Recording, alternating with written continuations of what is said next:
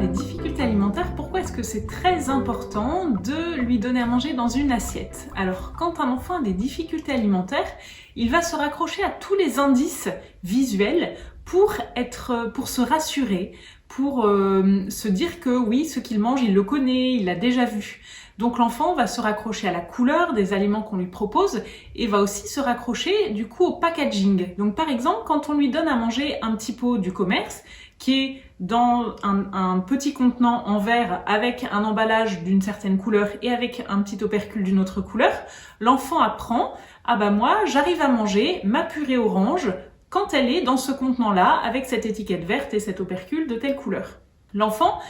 du coup, qui a des difficultés alimentaires, va se raccrocher à ce packaging pour se dire « bah oui, ça je connais, ça c'est facile pour moi, j'ai pu la manger, ça me met pas en difficulté ».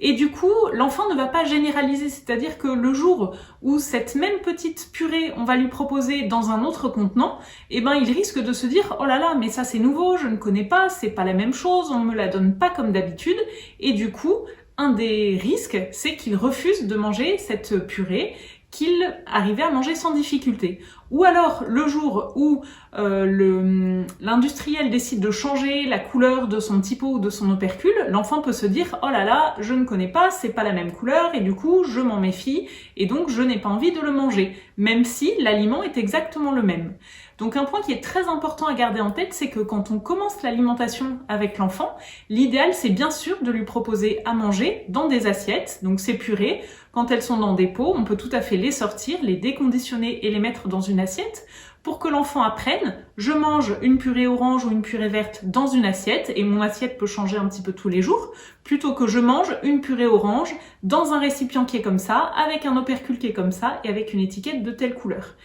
Ainsi, ça permettra à l'enfant de varier plus facilement et d'apprendre à connaître l'aliment par l'aliment en lui-même et pas par son contenant. Donc ça, c'est vraiment très important de déconditionner, de sortir les aliments de leur contenant pour que l'enfant apprenne à lire et à comprendre les aliments et pas à lire et à comprendre les étiquettes. L'enfant ne devrait pas choisir ses aliments par rapport aux étiquettes, par rapport aux couleurs et au packaging, il devrait les choisir par rapport à l'aliment et ce qu'il connaît, ce qu'il connaît pas,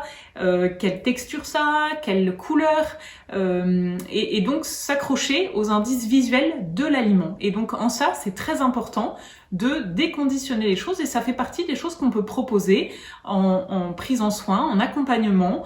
pour éviter que les enfants se raccrochent trop à ce packaging et qu'après il soit difficile de les aider à s'en sortir.